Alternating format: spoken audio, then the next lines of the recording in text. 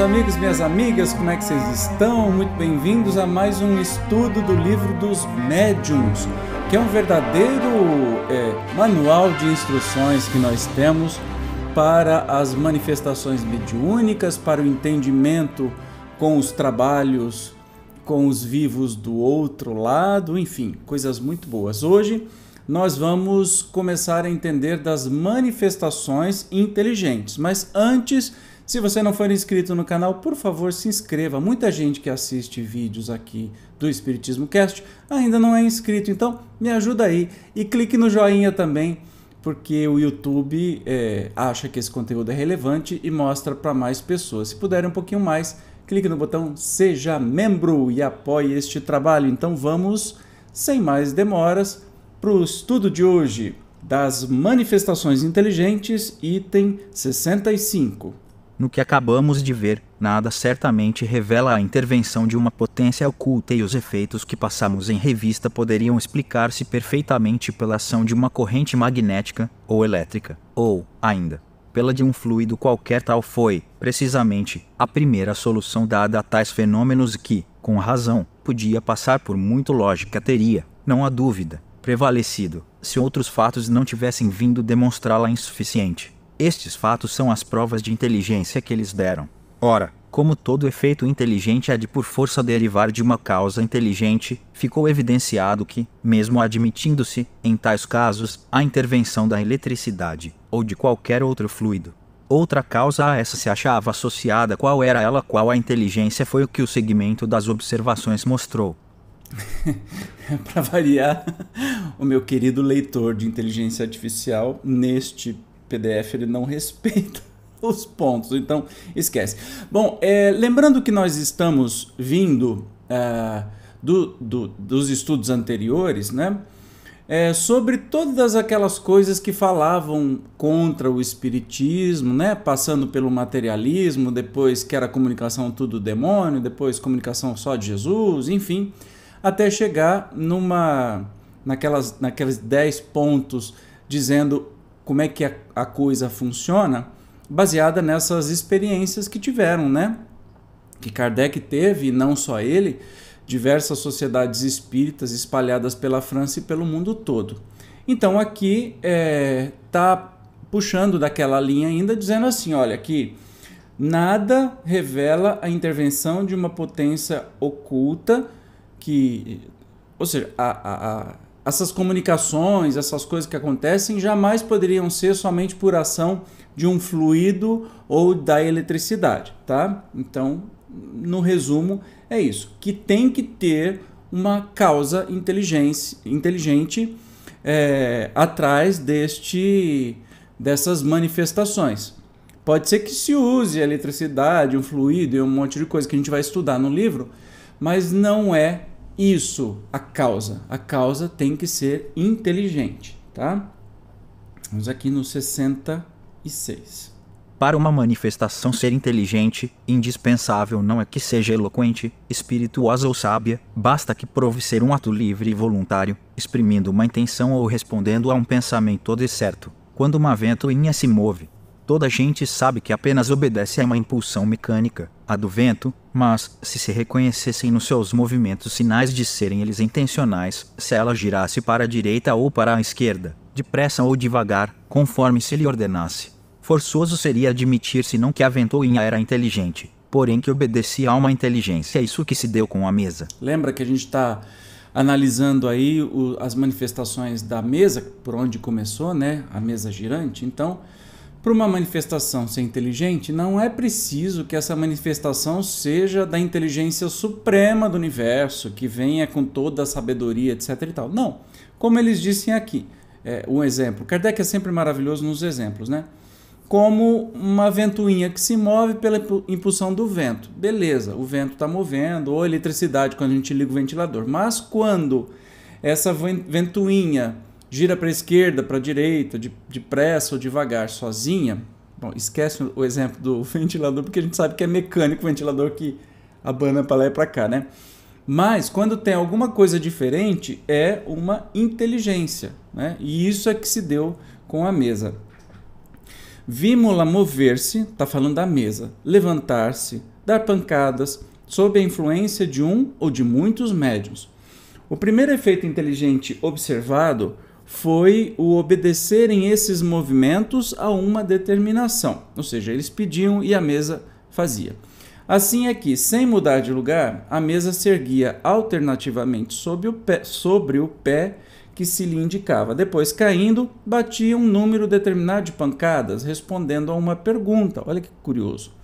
Outras vezes, sem o contato de pessoa alguma, passeava sozinha pelo aposento, indo para a direita ou para a esquerda, para diante ou para trás, executando movimentos diversos, conforme o ordenavam os assistentes.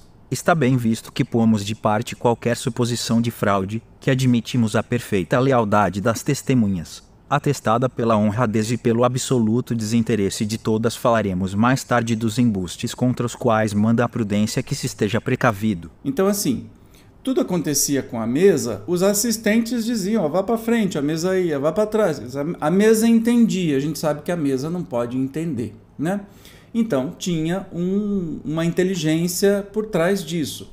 E aqui eles estão descartando justamente a questão dos embustes e da enganação. O que Kardec nos traz é algo que foi extensivamente testado, verificado por gente de respeito. Lembrando que o nosso querido Kardecinho presente, era um aluno de Pestalozzi e que tudo ele fazia com metodologia científica desde os 16 anos de idade. Então não é pouca coisa.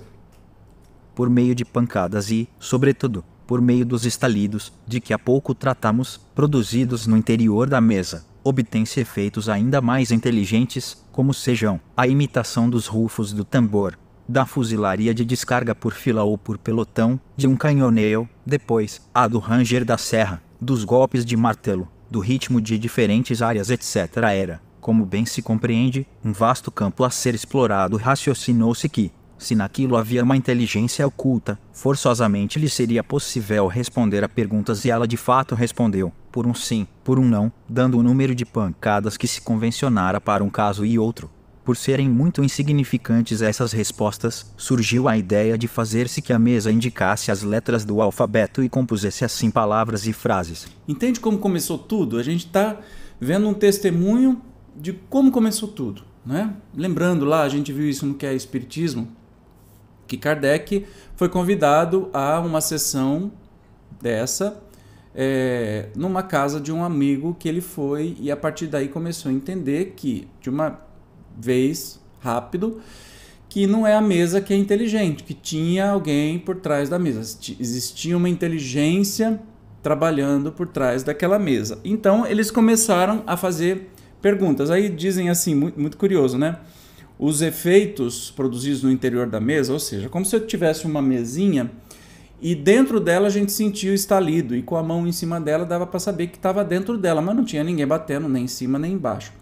Estes barulhos, essas pancadas, por exemplo, imitavam rufos do tambor, de uma fuzilaria de descarga por fila ou por pelotão, linguagem técnica do exército da época, de um canhoneiro, depois ranger de serra, golpes de martelo, ritmo de diferentes áreas.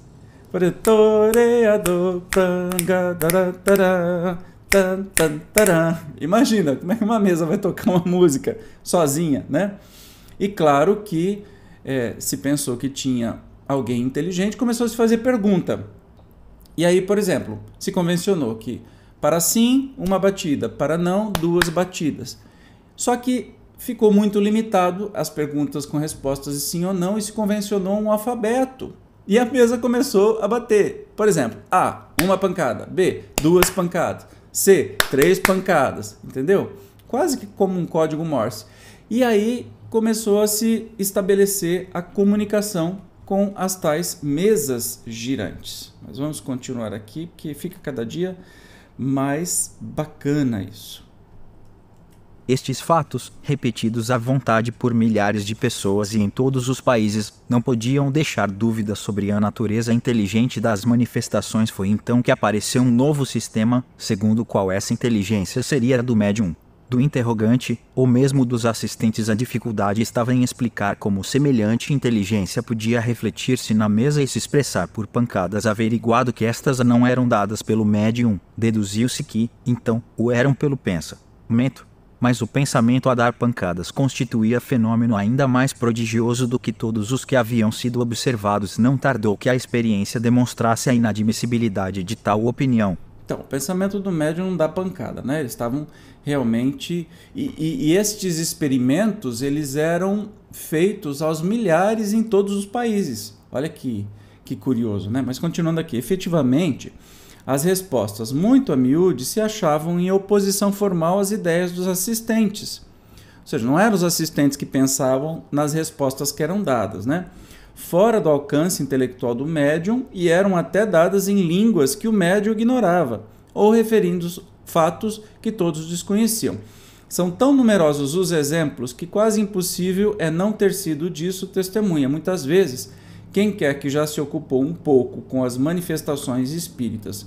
Citaremos apenas um que nos foi relatado por uma testemunha ocular. Então vamos aí num caso. Vocês entenderam, né? Não tinha jeito, porque primeiro pensavam que o médium, pelo pensamento, consegue dar as pancadas na mesa. Mas as respostas eram tão diferentes que até o médium não sabia. E quando recebiam comunicações em outras línguas, como é que, se o médium não sabia aquela comunicação, como é que se escrevia em outra língua? Então tinha que ser uma outra inteligência, tá? E aí eles vão citar um exemplo aqui, vamos ouvir. Num navio da Marinha Imperial Francesa, estacionado nos mares da China, toda a equipagem, desde os marinheiros até o Estado-Maior, se ocupava em fazer que as mesas falassem. Tiveram a ideia de evocar o espírito de um tenente que pertencera à guarnição do mesmo navio e que morrera havia 2 anos. O espírito veio e, depois de várias comunicações que a todos encheram de espanto, disse o que segue, por meio de pancadas: peço-vos instantemente que mandeis pagar ao capitão a soma de, indicava a cifra, que lhe devo e que lamento não ter podido restituir-lhe antes de minha morte. Ninguém conhecia o fato, o próprio capitão esquecera esse débito, aliás mínimo, mas, procurando nas suas contas, encontrou uma nota da dívida do tenente, de importância exatamente idêntica à que o espírito indicara. Perguntamos, do pensamento de quem podia essa indicação ser o reflexo. Entendeu? Olha que curioso. Navio da Marinha Imperial Francesa estacionado nos mares da China, faziam o tempo todo. E aí esse espírito que se identificava como o tenente, né, que pertencia, tinha uma dívida e falou que, olha, procura o capitão X que eu tenho uma dívida para pagar de tanto. Como é que o médium saberia disso? Impossível, né? E isso não é um caso isolado, viu, gente? Tem caso que não acaba mais. Então vamos continuar aqui. Aperfeiçoou-se a arte de obter comunicações pelo processo das pancadas alfabéticas, mas o meio continuava a ser muito moroso. Algumas, entretanto, se obtiveram de certa extensão, assim como interessantes revelações sobre o mundo dos espíritos. Estes indicaram outros meios e a eles se deve o das comunicações escritas. Receberam-se as primeiras deste gênero, adaptando-se um lápis ao pé de uma mesa leve, colocada sobre uma folha de papel posta em movimento pela influência de um médium. A mesa começou a traçar caracteres, depois palavras e frases. Simplificou-se gradualmente o processo, pelo emprego de mesinhas do tamanho de uma mão, construídas expressamente para isso. Em seguida, pelo emprego de cestas, de caixas de papelão e, afinal, pelo de simples pranchetas. A escrita saía tão corrente, tão rápida e tão fácil como com a mão. Olha que legal! Então começou com essas perguntas, mas as comunicações eram muito lerdas, muito difíceis, né? Você imagina você se comunicar com outra pessoa... Ih, meu Deus, tô caindo aqui. Você se comunicar com outra pessoa por meio só de pancadas. Deve ser terrível. Aí começaram, receberam instruções dos próprios espíritos como que isso poderia ser modificado. Olha que curioso. Então... começou adaptando um lápis no pé de uma mesa leve. Então a mesa flutuava e escrevia com esse lápis. É muito doido, gente. É maravilhoso. Depois fizeram uma mesinha do tamanho de uma mão. Então uma mesinha pequenininha com o lápis na ponta. E cestas e caixa de papelão. E depois simples pranchetas. E aí a escrita saía absurdamente rápida deste jeito, mas ainda era um fenômeno físico, né? Que precisava ter um médium de efeito físico para acontecer.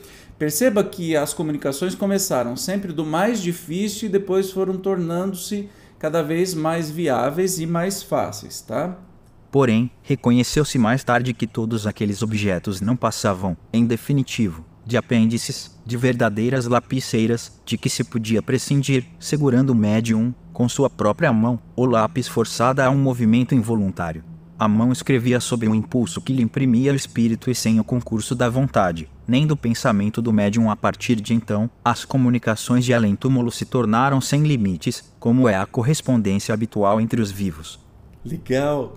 A gente começa a entender. Aí ele diz, para terminar o capítulo, voltaremos a tratar destes diferentes meios a fim de explicá-los minuciosamente. Por ora, limitamo-nos a esboçá-los para mostrar os fatos sucessivos que levaram os observadores a reconhecer nestes fenômenos a intervenção de inteligências ocultas ou, por outra, dos espíritos. Então, começou de uma maneira muito difícil e foi se encaminhando até que o que era o mais fácil, porque a mesa batendo, a mesa escrevendo, a mesinha, a prancheta lá, era muito mais fácil o médium escrever, já que era um movimento voluntário, né?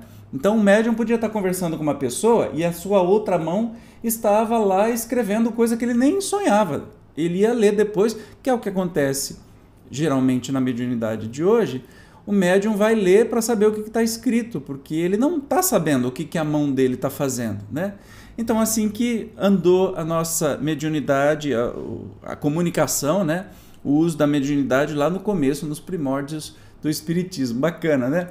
Não perca no próximo que a gente vai falar sobre a teoria das manifestações físicas, movimentos e suspensões, ruídos, aumento e diminuição de peso dos corpos. Então, como eu sempre digo, vai ficando cada vez mais interessante. Eu te espero, então, no próximo estudo do Livro dos Médiuns. Até lá!